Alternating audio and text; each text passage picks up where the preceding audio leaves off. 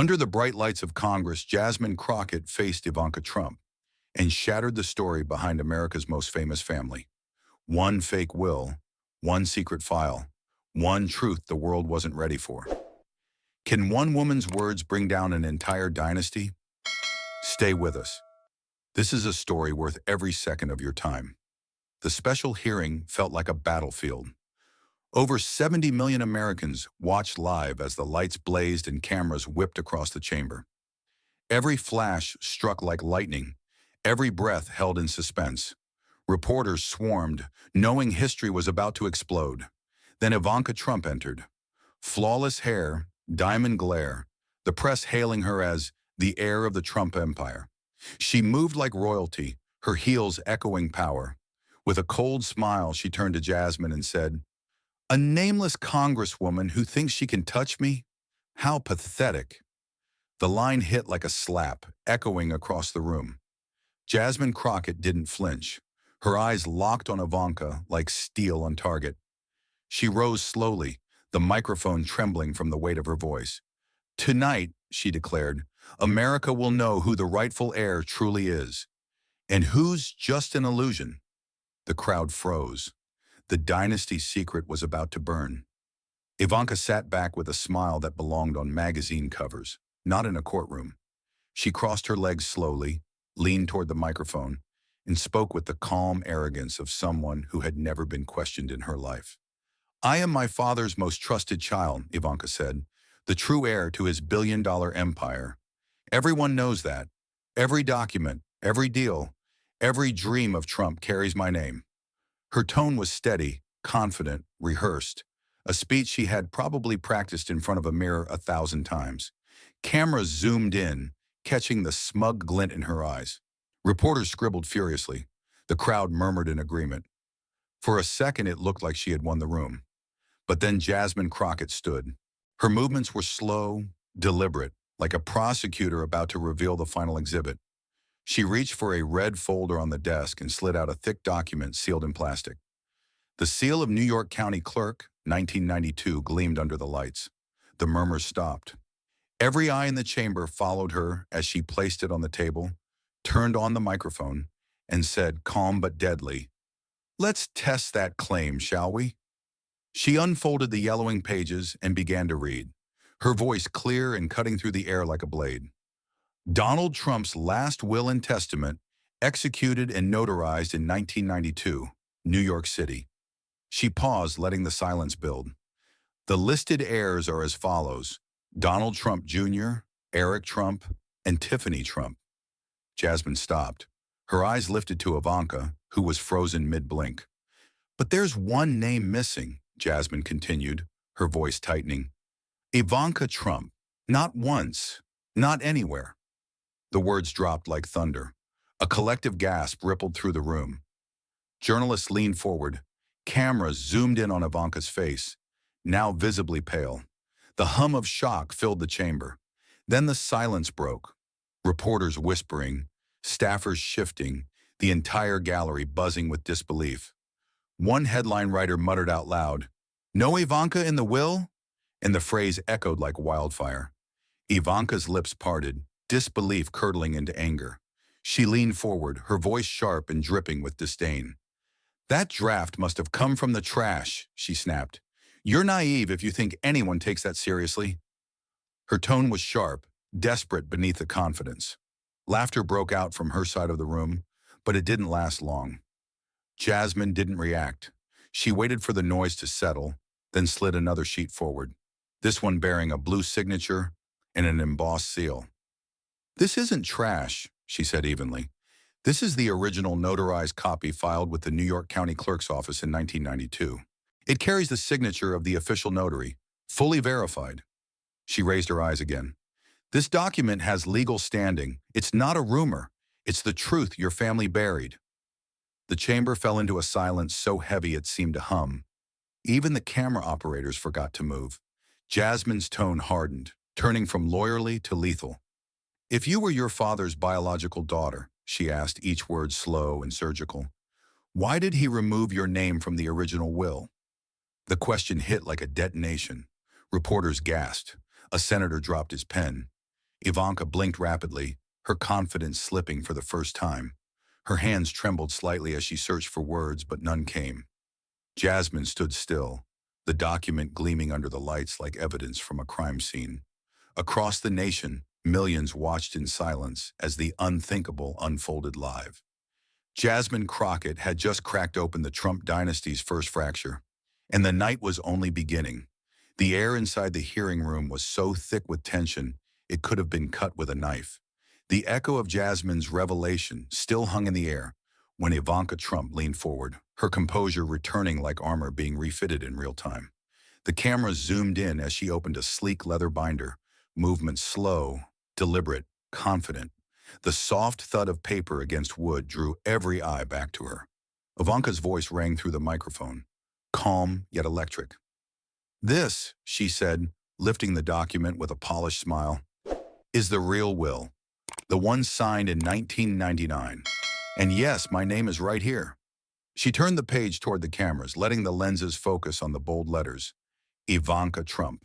The words gleamed under the lights, undeniable and deliberate. "You see," she continued, the confidence returning in full. "My father corrected what needed to be corrected. I was always meant to be part of this legacy." "Soriche. Reporters whispered frantically, some gasping, others already typing headlines. Ivanka soaked in the attention, flipping her hair back with the ease of someone used to being the center of every frame. "All that noise about 1992 means nothing now," she said smoothly. "This is the document that counts. This is the truth." For a moment it seemed she had turned the tide, the proud daughter reclaiming her crown before millions. But Jasmine Crockett didn't move. Her silence was louder than any applause. Then calmly, she slid forward another folder marked Internal Memo, Trump Organization. She opened it, eyes locked on Ivanka. "7 years missing," Jasmine said evenly. "And then suddenly you appear? Convenient timing, don't you think?"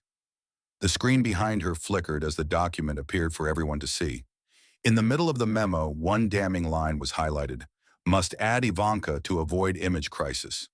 Gasps spread like sparks through the audience. Before Ivanka could speak, Jasmine pressed another button. A recording began to play. It was the unmistakable voice of Michael Cohen, Trump's former lawyer. Then came another voice, deeper, familiar, coldly transactional. "If we don't add the girl, people will start asking questions." A ripple of shock tore through the chamber. Ivanka's expression faltered, the air of certainty slipping for just a heartbeat. But she steadied herself, forcing a smile, her voice hard and proud. "Paper is just paper," she said. "I am Ivanka, a symbol of success." The words hung heavy in the silence that followed, echoing like a defense built on glass. The cameras never stopped rolling. The echoes of Ivanka's last words were still bouncing off the marble walls when Jasmine Crockett moved again. Calm, precise, unstoppable. She reached for a thin blue folder this time, marked Vital Records. State of New York. The sound of the clasp opening sliced through the silence. The air grew heavier, colder, as if everyone in the chamber knew something irreversible was about to unfold. Jasmine lifted a single document and held it up for the cameras. "This," she said clearly, "is Ivanka Trump's birth certificate. Not the one you all know. The one that was reissued when she was 17 years old." Gasps rippled through the hearing room. Ivanka's face tensed, her fingers tightening around the table edge. Jasmine placed the document under the overhead scanner. On the giant screen, the words appeared in bold type. Issued 1998. The camera zoomed in, every viewer at home leaning closer to their screens. "Now," Jasmine continued, flipping to another page, "let's compare that to the original hospital record from 1981. She raised a yellowed extract stamped by St. Luke's Hospital, New York.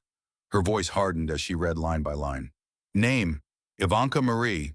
Date of birth, October 30th, 1981. Father's name." She paused. The silence deepened. Left blank. The words hit like a gunshot. The room erupted, reporters whispering, flashes exploding, senators turning to one another in disbelief. Ivanka's jaw tightened. Her polished calm began to fracture. For a brief second, she looked toward the camera as if searching for a lifeline that wasn't there. Jasmine didn't give her one. She turned the second document to face the room. In 1998, she said, tapping the line highlighted in red, a new certificate was filed, and this time, the father's name was added, Donald J. Trump. Murmurs grew into shouts. The clerk's pen froze mid-note.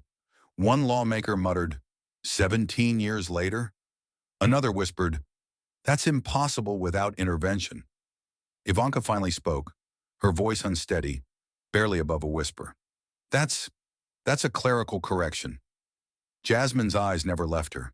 She leaned in, her tone turning sharp as steel.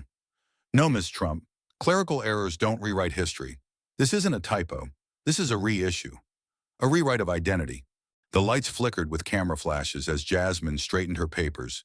Her final words cut through the uproar like a gavel striking metal. America has been lied to. This is not an administrative mistake. This is a deliberate change of identity. The chamber froze. For a heartbeat, no one breathed. Then chaos erupted, and the truth could no longer be unseen. The tension from the birth certificate reveal hadn't faded when Ivanka suddenly leaned toward the microphone, desperation cracking through her perfect calm. Her voice trembled at first, then steadied as she tried to regain control. Let's settle this right now, she said sharply. I want my father to speak for himself. Connect him live, right now. Gasps spread through the chamber as aides rushed to set up the feed. Seconds later, the giant screen flickered and Donald Trump appeared, face rigid, eyes darting. The air thickened. Ivanka straightened her back, trying to sound unshaken. Dad, she said, her tone pleading but commanding, please tell them the truth. Tell everyone I'm your daughter. Trump shifted in his chair, voice low, carefully measured. Ivanka has always been my daughter, he said. Jasmine didn't wait. She stepped forward, eyes locked on the screen. You say has always been, Mr. Trump, she cut in coldly, but you never signed her name on the original will. The silence cracked like thunder. Trump's jaw tightened. He looked away from the camera, repeating, Ivanka has always been my daughter. Jasmine opened a small leather-bound notebook and placed it under the document camera. Here's a note from your family attorney, she said evenly. Your own words, Mr. Trump. If the truth comes out, the empire will collapse. The room froze. Every reporter stopped typing. On screen, Trump said nothing. Ivanka reached toward the monitor as if her father's silence could be rewritten. But his words no longer carried the power they once did. The air was heavy, final. The quiet from the video feed still vibrated in the chamber when Jasmine Crockett reached for a gray binder labeled Bank Records. 2000. She flipped it open and slid a stack of statements beneath the document camera. The embossed stamps catching the light. Lines of numbers filled the screens as the gallery leaned forward. Jasmine tapped a highlighted entry and spoke evenly, the words slicing through the murmur. Wire transfer, she said. Amount $10,000. Purpose line, to guarantee Ivanka's inheritance. A wave of shock rolled through the room as timestamps, ledger IDs, and receiving account details stared back like fingerprints. Jasmine kept her voice calm and precise, forcing the narrative into focus. This money moved from a family-controlled account into a newly formed vehicle tied to Ivanka's interests, she said. The language is explicit. To guarantee Ivanka's inheritance. Not a rumor, not a guess. She let the words hang a beat longer than comfortable. Then she drew a red line under the memo field on the monitor. This is not routine housekeeping, Jasmine said. This is a legal bribe. Money shaped to manufacture legitimacy and cover the truth. The phrase detonated clean and hard. Reporters jerked up, pens scratching as if trying to catch the blast. Even the chair's gavel hovered, undecided, above the block. Ivanka straightened, anger pushing color into her cheeks as cameras tightened on her face.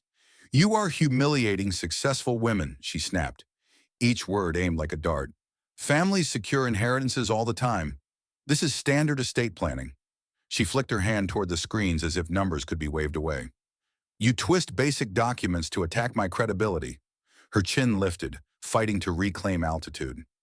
Jasmine didn't blink. She shifted the angle on the document camera, enlarging the memo line until it filled the screen. No one humiliated you. The truth did, she said. the sentence landing with the finality of a verdict. If your status was unquestioned, why did $10 million have to move to guarantee Ivanka's inheritance? Silence crowded the aisles. Even the lenses seemed to hold their breath. The figures glowed on the monitors like a countdown with no place to hide, and the room understood exactly what the money had been meant to bury. The numbers on the screen were still burning when a new window opened. A video call from a former Trump Tower butler. The feed stabilized on an older man in a dark suit, posture straight despite the weight of the moment. He stated his name and role. Edward Morales, former household butler, Trump Tower. The room went quiet as the clerk administered the oath and confirmed the line. Jasmine nodded once, inviting him to speak. Edward drew a breath, eyes steady on the lens.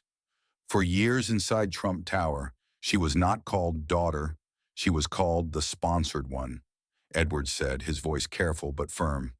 Staff schedules used that phrasing. Seating cards did too. If an event was sensitive, I'd hear, "Keep the sponsored one on the second row." The intercom note said the same. "Escort the sponsored one to the elevator." I never heard daughter used in private operations language. Ivanka stiffened. The cameras captured the tremor in her chin. Edward kept going, each detail small but sharp. This wasn't a one-time slip. It was routine. Years of it.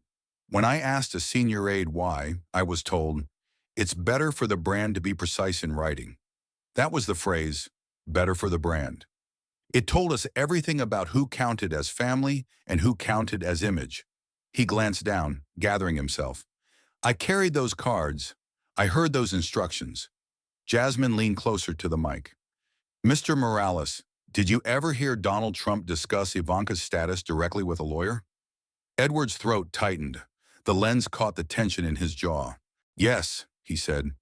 "In 1999, outside the private office on the 26th floor, I stood within earshot while he spoke to counsel." He swallowed, then delivered the line that detonated the air. He said, "Ivanka is not blood, but we need to keep her close for the brand." The sentence hung there like a live wire, humming in the lights. Ivanka shook her head, tears spilling despite her effort to hold the frame. "That's a lie," she whispered, then louder. "That's a lie." She looked toward the giant screen, searching for her father's eyes. On the video feed, Donald Trump was visible at a desk, head angled down, hands clasped. He did not speak. Edward's voice steadied as he finished. "I served the household. I followed orders. But I remember what I heard." The chamber shuddered with the collective intake of breath. Reporters frozen, lawmakers staring, millions at home stunned into silence. A myth had been cracked on live television. A White House princess recast as a manufactured heir.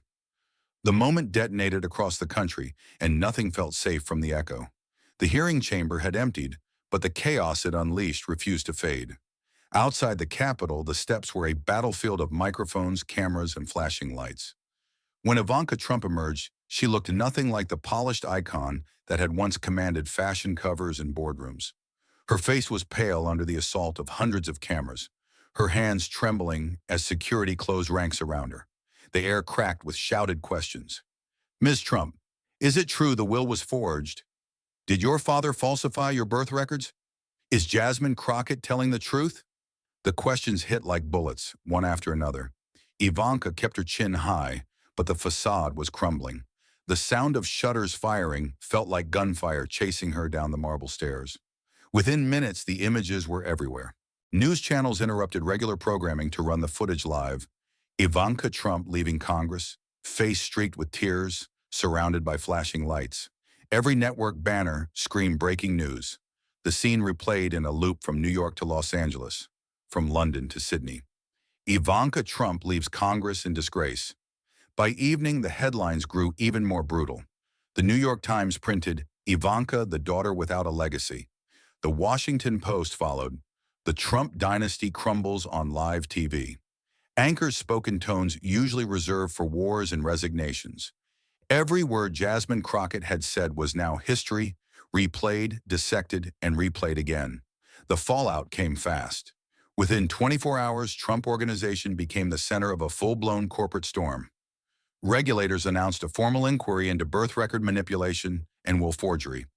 Subpoenas were issued overnight. Financial investigators began tracing money trails that matched Jasmine's evidence.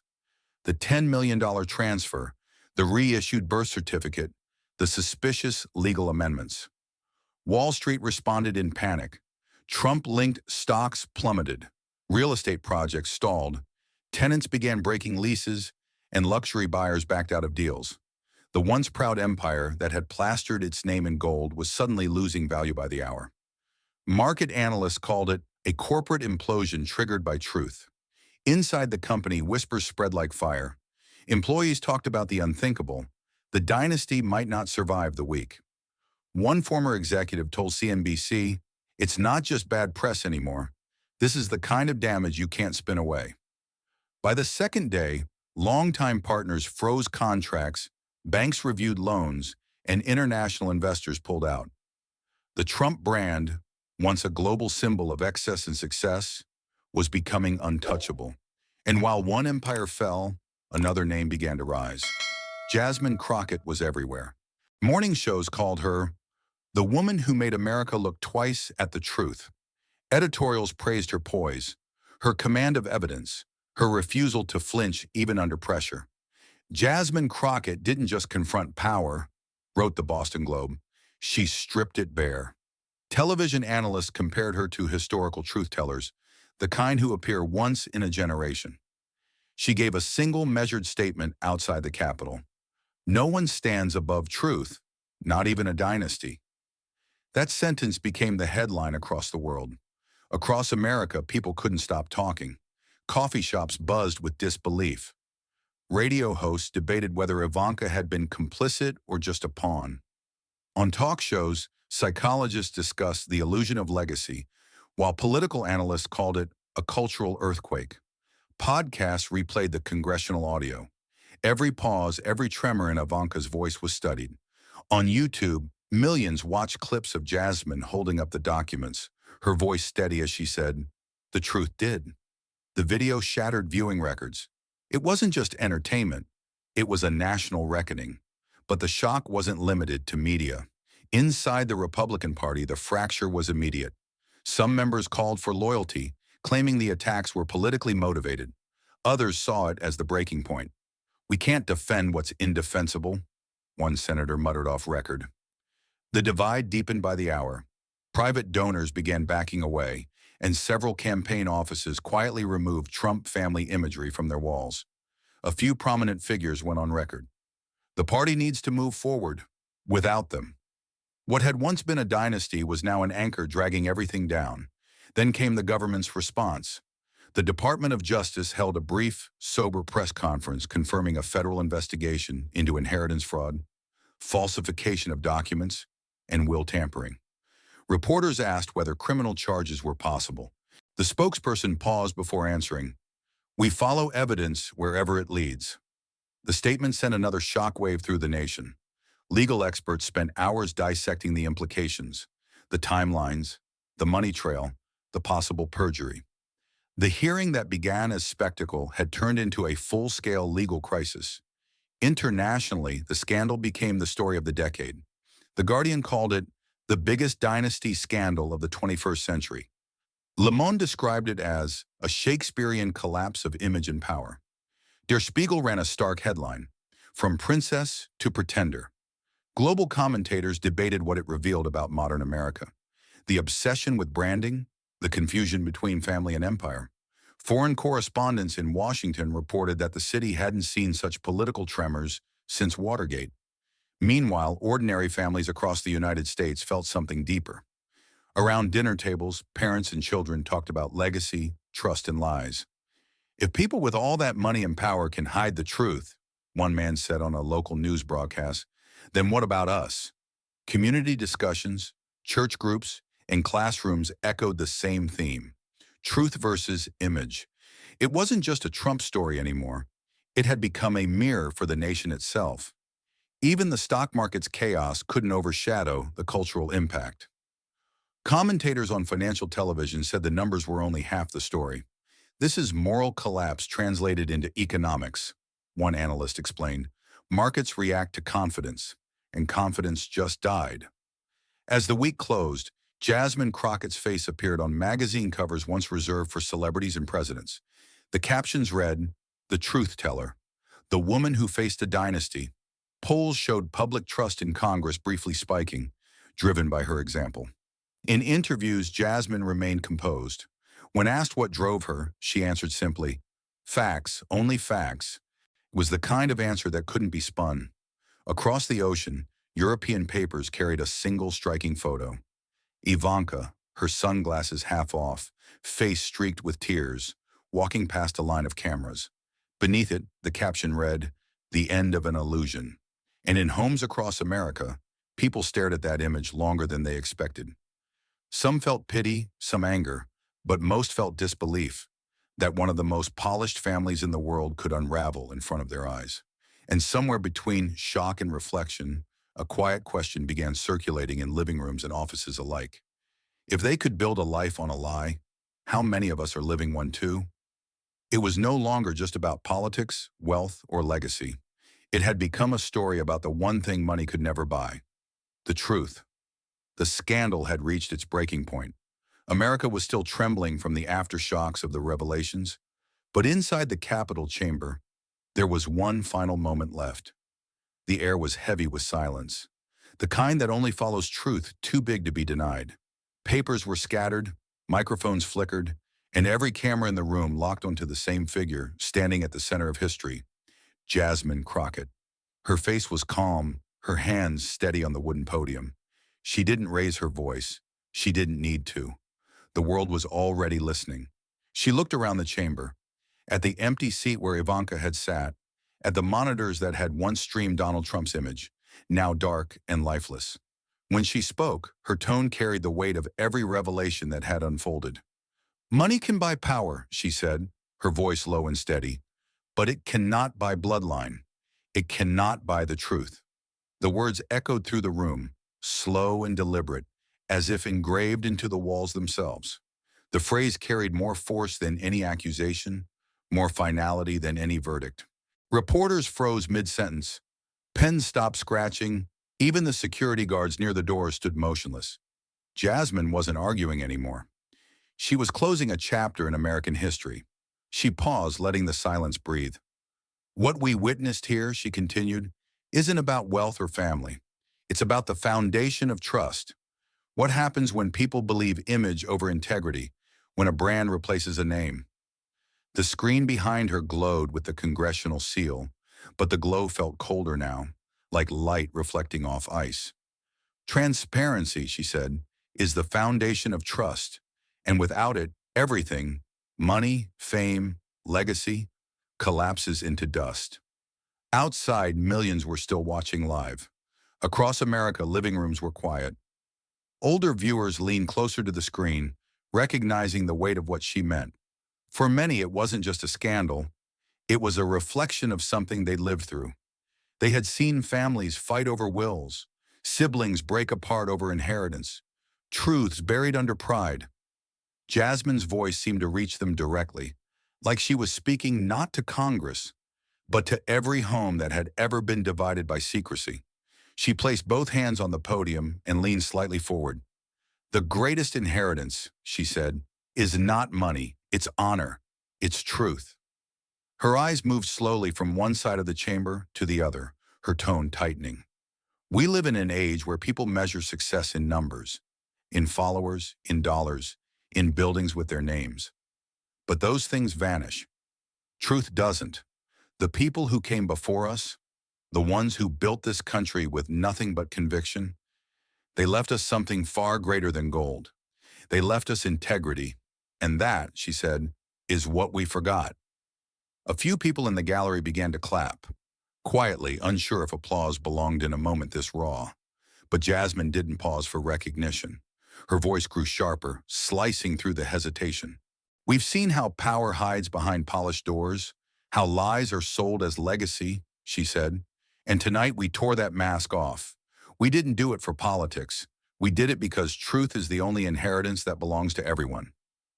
On television, commentators would later say it felt less like a speech and more like a confession. Not of guilt, but of principle. Jasmine spoke as someone who had carried the burden of honesty and refused to set it down. "Let this be our reminder," she said softly, "that justice doesn't need permission. It only needs courage." Her words lingered, steady and sure, even as her voice dropped to a whisper. The camera zoomed in close.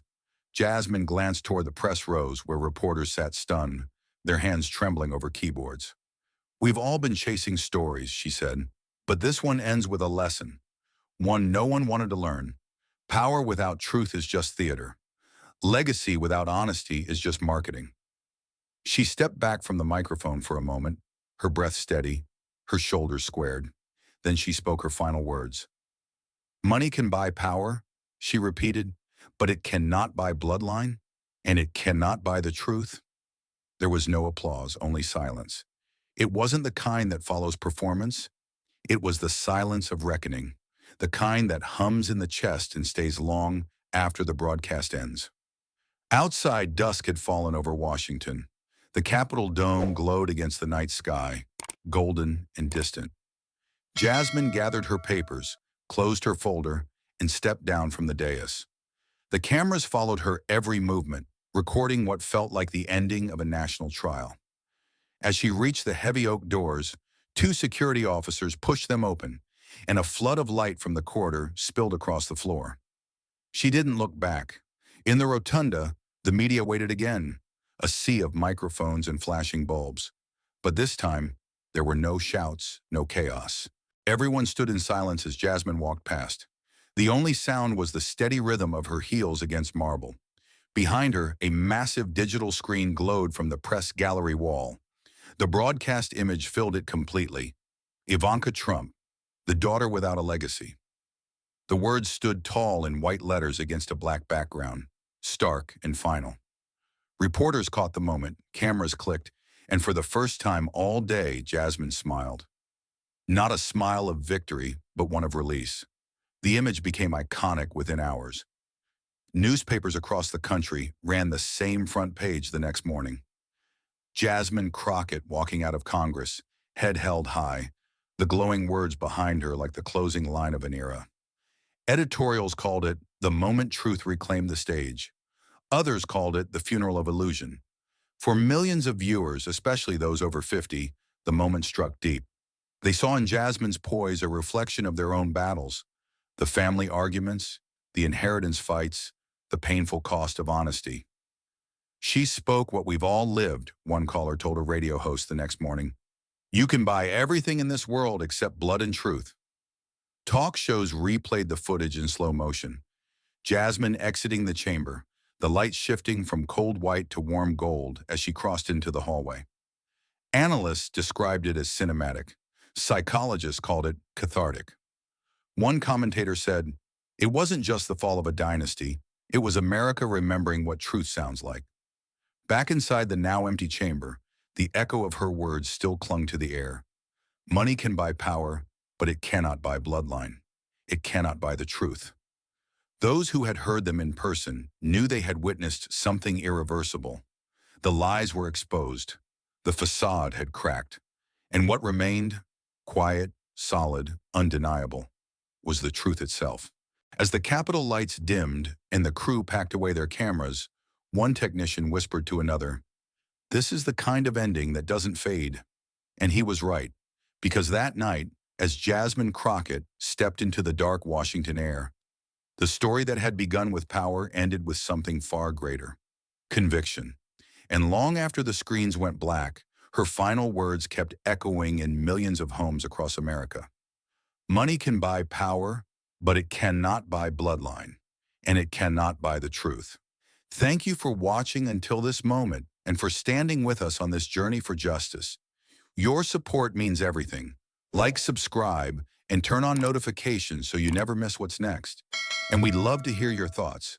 Leave a comment below and let us know what moved you most in this story. Together, our voices make a difference.